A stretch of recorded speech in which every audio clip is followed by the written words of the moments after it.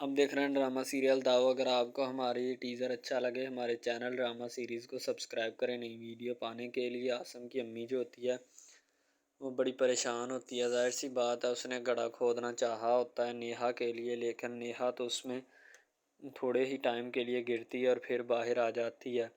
اور دوسری طرف اسے اب یہ بھی پتہ ہوتا ہے کہ اپنا نشا جو ہوتی ہے وہ ڈیتھ ہو چکی ہوتی ہے اور اسی نے نشا کا رشتہ کروایا ہوتا ہے۔ تو عاصم کی بہن جو ہوتی ہے نا کہتی کہ امی جان آپ جو ہے اتنی فیور اب کیوں دینے لگی ہیں آج کل نیہا کو؟ تو اس کی امی کہتی کہ بیٹا اس کا کوئی قصور نہیں ہے، اسی لیے میں اس کو فیور دے رہی ہوں۔ تو اس کی بیٹی کہتی کہ امی جان اسی کا قصور ہے، اسی کی وجہ سے ہمارے یہ سارے معاملات خراب ہو رہے ہیں۔ اس کی امی کہتی اس کا کوئی قصور نہیں ہے، اس کی وجہ سے کوئی معاملہ خراب نہیں ہوا۔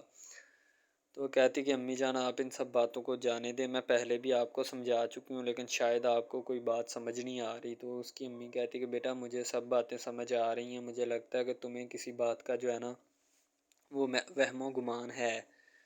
تو اس کی امی کہتی بیٹا اپنے آپ کو تھوڑا درست کرو، کوئی بات نہیں، اس طرح کے معاملات جو ہیں انسان کی زندگی میں پیش آتے رہتے ہیں، تمہیں فکر کرنے کی ضرورت نہیں ہے، ٹھیک ہے؟ نیہا کو اور عاصم کو کہو کہ ادھر ہی آ کر کھانا کھا لینا اور تم جو ہے اپنا جو کچھ کرنا ہے کرو۔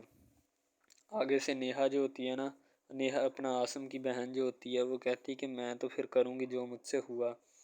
آپ کو ذرا سا بھی احساس نہیں ہے کہ اس نے کیا حرکت کی ہے اور کیا نہیں، آپ اسے چھوٹ دے رہی ہیں۔ تو اس کی امی کہتی کہ بیٹا چھوٹ میں کوئی نہیں دے رہی، ٹھیک ہے؟ وہ کلیئر ہے، اس کا کوئی مسئلہ نہیں ہے، اسی لیے میں نے جو ہے نا اسے کہنے کی کوشش کی ہے، تو تم جو ہے نا اس بات کو سمجھ جاؤ، تمہارے لیے بھی بہتر ہوگا۔ تو وہ کہتی امی جان میں اس بات کو نہیں سمجھوں گی۔ تو اس کی امی کہتی پھر شور ڈالو، اگر نہیں سمجھو گی، میں تو تمہیں سمجھانے یا بتانے کی کوشش کر رہی ہوں لیکن شاید تم پتہ نہیں کس مٹی کی بنی ہو، بات نہیں سمجھتی۔